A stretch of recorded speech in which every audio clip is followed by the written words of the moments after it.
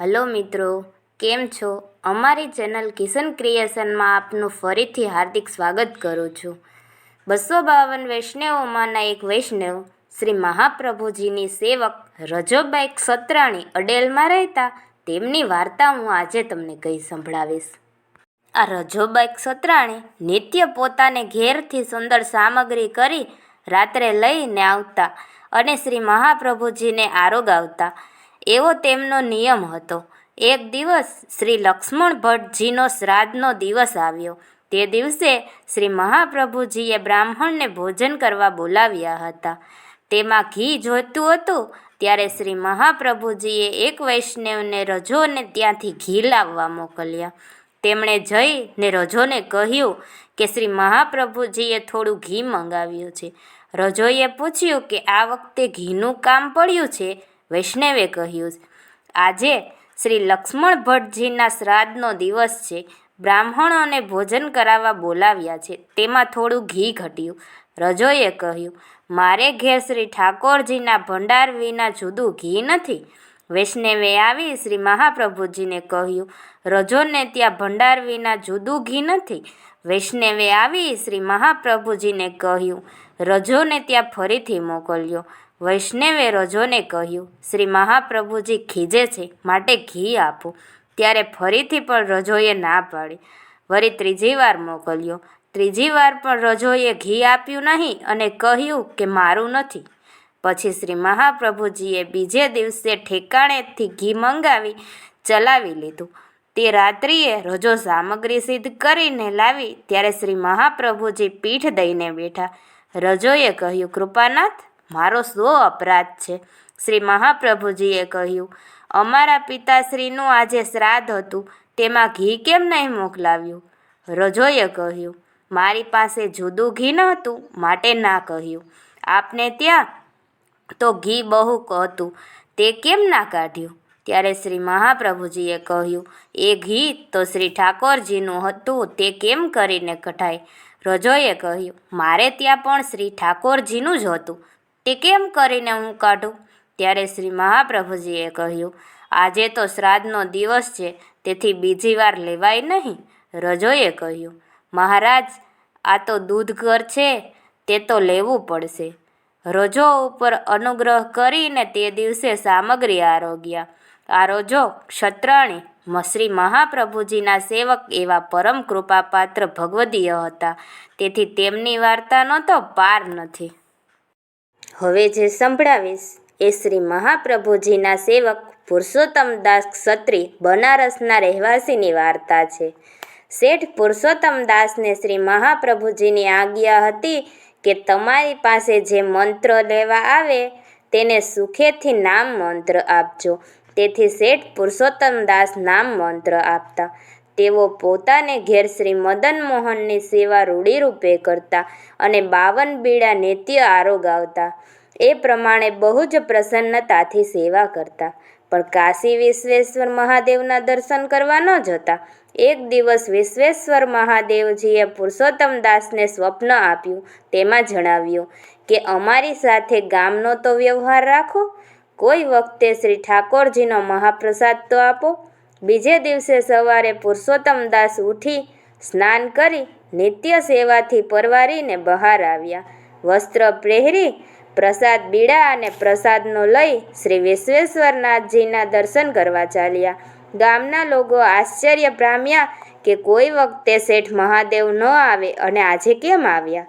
પછી શેઠ પુરુષોત્તમદાસે ડબોરી ધરી શ્રી કૃષ્ણ શરણમ કહી ઉઠી ચાલ્યા.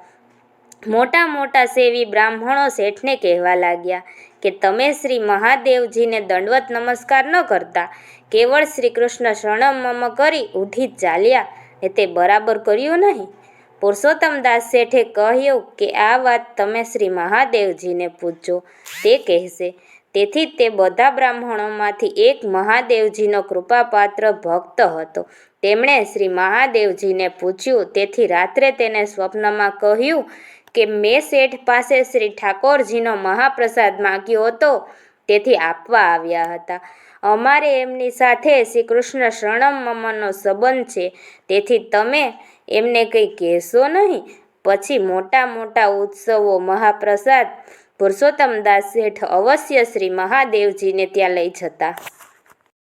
એક દિવસ મહાદેવજીએ કાલ ભૈરવને આજ્ઞા કરી કે પુરુષોત્તમદાસ શેઠ રાત્રે ભગવત વાર્તામાં જાય છે, ત્યાંથી મોડા પોતાને ઘેર આવે છે, માટે ત્યાં સુધી તમે દરરોજ રાત્રે તેમના ઘરની ચોકી કરજો.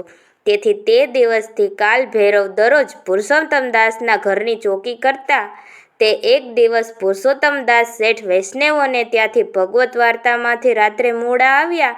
ઘર આગળ જોયું તો એક કાલ ભૈરવ ઊભેલો જોયો. તેને પૂછ્યું, તું કોણ છે? તેણે કહ્યું, હું કાલ ભૈરવ છું. મને શ્રી મહાદેવજીએ તમારા ઘરની ચોકી કરવાની આજ્ઞા કરી છે, તેથી ચોકી કરું છું. પુરુષોત્તમદાસ કે ઠીક છે એમ કહી ખડકીનું બારણું વાસી અંદર ગયા. દક્ષિણ દેશના એક મહાસેવી બ્રાહ્મણ હતો. તે બહુ વિદ્વાન હતો અને શ્રી મહાદેવજીનો કૃપાપાત્ર હતો. તે કાશીમાં આવ્યો. તેને હંમેશા શ્રી મહાદેવજી સાક્ષાત દર્શન થતા. દર્શન થયા વિના તે જલપાન કરતો નહીં. એક વખત જન્માષ્ટમીનો ઉત્સવ આવ્યો ત્યારે મહાદેવજીએ શેઠ પુરુષોત્તમદાસને ઘેર પધાર્યા હતા. તેથી તે બ્રાહ્મણને દિવસ દર્શન થયા નહીં. નવમીને દિવસે બપોર પછી મહાદેવજી શેઠ પુરુષોત્તમદાસને ત્યાંથી વિદાય થઈ મંદિરમાં પધાર્યા. ત્યારે તે બ્રાહ્મણને દર્શન થયા.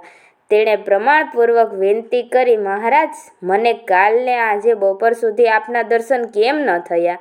મહાદેવજીએ કહ્યું, પુરુષોત્તમદાસને ઘેર કાલે ઉત્સવ હતો, તેથી દર્શન કરવા ગયો હતો. ત્યાંથી હમણાં જ વિદાય થઈને આવ્યો છું. તે મોટા ભગવત ભક્ત છે. બ્રાહ્મણે કહ્યું, મને પણ ભગવત ભક્ત કરો. શ્રી મહાદેવજીએ કહ્યું, શેઠ પાસે જઈને નામ પામો. બ્રાહ્મણે કહ્યું, તમે મને નામ આપો. શ્રી મહાદેવજીએ કહ્યું, નામ આપીશ ખરો, પણ શ્રી વલ્ભાચાર્યજીની આજ્ઞાથી શેઠ પુરુષોત્તમદાસ નામ આપે છે, તેથી તું શેઠ પુરુષોત્તમદાસ પાસે જા. તેથી તે બ્રાહ્મણ શ્રી મહાદેવજીને પ્રણામ કરી આજ્ઞા લઈ શેઠ પુરુષોત્તમદાસજીને ઘેર આવ્યો. બહારથી અંદર ખબર કહેડાવી કે એક બ્રાહ્મણ બહાર આવ્યો છે. પુરુષોત્તમદાસ શેઠે કહ્યું કે આસન આપી બેસાડ્યો. પછી શેઠ શ્રી ઠાકોરજીની સેવાથી પરવારી બહાર આવ્યા. ત્યારે તે બ્રાહ્મણે દંડવત કર્યા. શેઠે કહ્યું, આવું અનુચિત કર્મ કેમ કરો છો? હું ક્ષત્રિય છું, તમે બ્રાહ્મણ છો, તેથી એવું અયોગ્ય કામ ન કરીએ. તે બ્રાહ્મણે કહ્યું, તમારી યોગ્યતા એવી છે, હવે મને નામ મંત્ર આપો. શેઠે કહ્યું, હું તો નામ મંત્ર નહીં આપું. તે બ્રાહ્મણે બહુ જ આગ્રહ કર્યો તો પછી શેઠે ના પાડી. ત્યારે તે બ્રાહ્મણ જઈને શ્રી મહાદેવજીની પાસે આવ્યો અને સઘળા સમાચાર કહ્યા. શ્રી મહાદેવજીએ કહ્યું, ફરીથી જઈ મારું નામ દઈને કહેજો કે મને શ્રી મહાદેવજીએ મોકલ્યો, તેથી અવશ્ય નામ આપે. ત્યારે તે બ્રાહ્મણે ફરીથી શેઠ પાસે આવીને કહ્યું, મને શ્રી મહાદેવજીએ મોકલ્યો છે, તેથી અવશ્ય નામ આપો. ત્યારે શેઠ પુરુષોત્તમદાસે તે બ્રાહ્મણને નામ આપ્યું અને પ્રણામ કરી હાથ જોડી શ્રી કૃષ્ણ સ્મરણ કર્યા. તે બ્રાહ્મણે કહ્યું, તમે મારા ગુરુ થાવો અને પ્રણામ શા માટે કરો છો? ત્યારે શેઠે કહ્યું, તમે બ્રાહ્મણ છો, વળી ભગવત ભક્ત થયા, તેથી મારે તો વંદનીય છો, અને તમારા અને મારા ગુરુ તો એક શ્રી આચાર્યજી મહાપ્રભુજી છે. તેમની આજ્ઞાથી હું નામ આપું છું. પછી તે બ્રાહ્મણને શ્રી મહાપ્રભુજીની પાસે મોકલી સમર્પણ કરાવ્યું. ત્યાં કેટલાક દિવસ રહી તે સ્વમાર્ગીય ગ્રંથ ભણ્યા. પછી દેશ આવ્યા. એક દિવસ શેઠ પુરુષોત્તમ શ્રી ઠાકોરજીના મંદિરમાં બેઠા બેઠા મંદિર વસ્ત્ર કરતા હતા. તેવામાં તેમના બેટા ગોપાળદાસ મંદિરમાં આવ્યા. જુએ છે તો શેઠ મંદિર વસ્ત્ર કરે છે. ગોપાળદાસના મનમાં આવ્યું કે શેઠનું શરીર વૃદ્ધ થયું છે, તેથી હું સેવામાં તત્પર થાઉં તો ઠીક. ગોપાળદાસના મનની વાત શેઠે જાણી, તેથી આગળ બોલાવ્યો. જુએ છે તો શેઠ 20-25 વર્ષની ઉંમર જેવા દેખાયા. શેઠે કહ્યું, બેટા, ભગવદીયનું મનમાં કંઈ લાવીએ નહીં. ભગવદીય ભગવત સેવામાં સદા તરુણ જ છે. વજભક્તો હંમેશા કિશોર વયના છે, માટે ભગવદીય પણ ભગવત સેવામાં તરુણાવસ્થાવાળા જ હોય છે. ચર્મક શત્રુને તે જણાય નહીં, પણ ગોપાળદાસને જ્યારે જ્ઞાનચક્ષુ પ્રાપ્ત થયા ત્યારે તેમણે શેઠ પુરુષોત્તમદાસને 20-25 ઉંમરની જેવા દીઠા. એક સમયે શેઠ પુરુષોત્તમદાસ ઝારખંડ મંદાર પર્વત ઉપર શ્રી મંદાર મધુસૂદન ઠાકોરજી બિરાજે છે તેમના દર્શન કરવા કાવીથી ગયા હતા. ત્યાં આગળ પહેલાં શ્રી મહાપ્રભુજી પણ પધાર્યા હતા.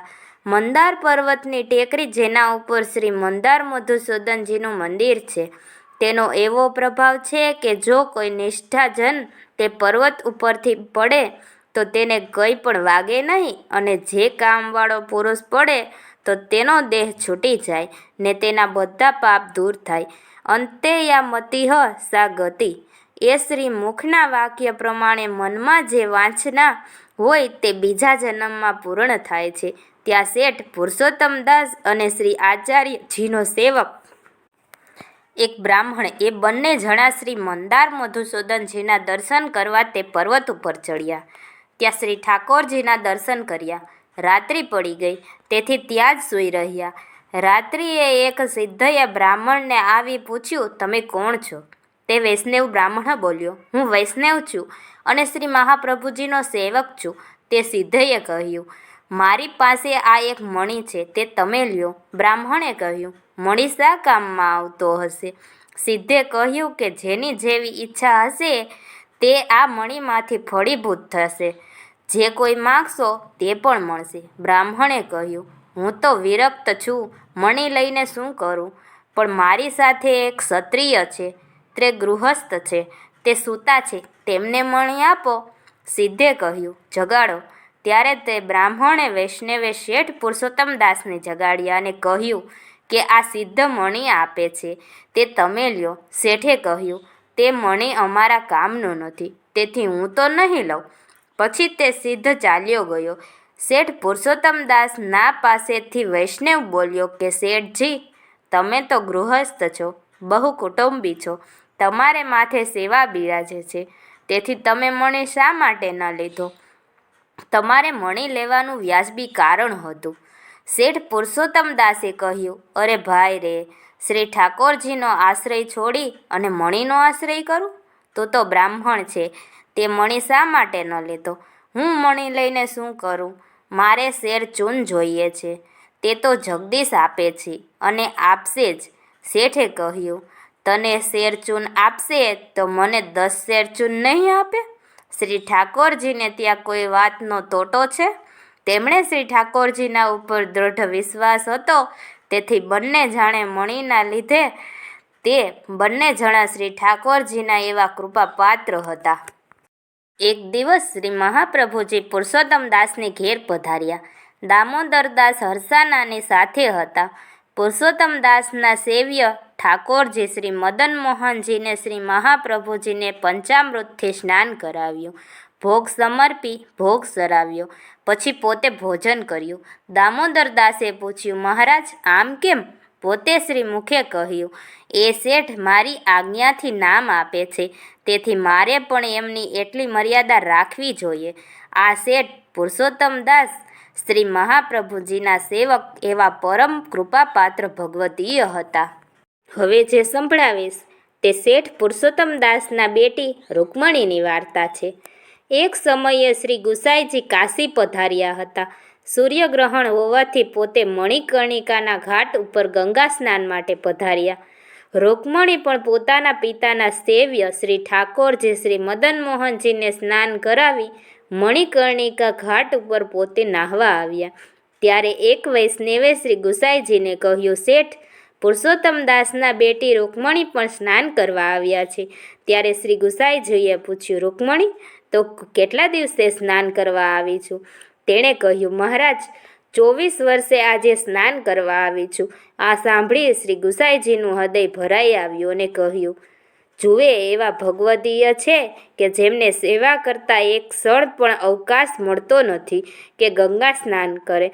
પછી શ્રી ગુસાઈજી એમના પર બહુ પ્રસન્ન થયા અને કહેતા કે ક્યારે શ્રી ઠાકોરજી તેમના ઋણમાંથી મુક્ત થશે. ક્ષણી લોકો કાર્તિક માસમાં ગંગાજીમાં સ્નાન કરે છે. શેઠ પુરુષોત્તમદાસને રૂકમણીએ કહ્યું, જો તમે આજ્ઞા આપો તો હું પણ સ્નાન કરું. શેઠે કહ્યું, ભલે સ્નાન કરો, જોઈએ તે લેજો. રૂક્ષ્મણીએ કહ્યું, ખાંડ અને ઘી આપવો. મેંદો તો ઘરમાં છે. શેઠે તેને બધું અપાવી દીધું. પાછલી એક પ્રહર રાત્રે રહે એટલે ઉઠે. નવતમ સામગ્રી કરી ને રાજભોગ સમય સુધી બધા સમયમાં સમર્પે. ફરીથી ઉત્થાપનમાં જે સામગ્રી કરે તે શેનભોગ સુધીમાં સમર્પે.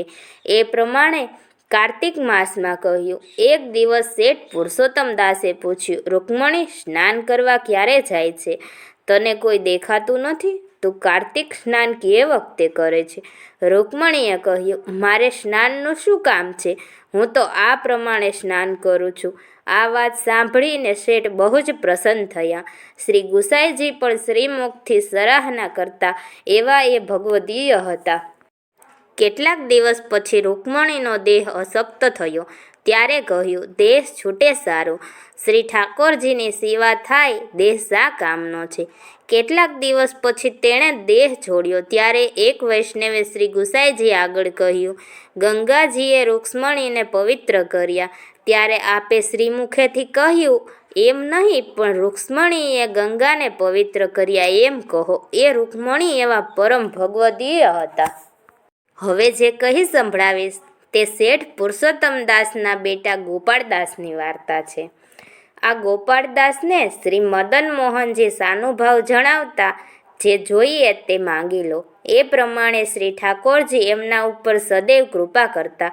પછી ગોપાળદાસનો દેહ અશક્ત થયો અને જ્યારે ભગવાન નામનો ઉચ્ચાર કરતા હતા ત્યારે શ્રી મદન મોહનજી હુંકારો દેતા અને એવું કૃપા કરતા.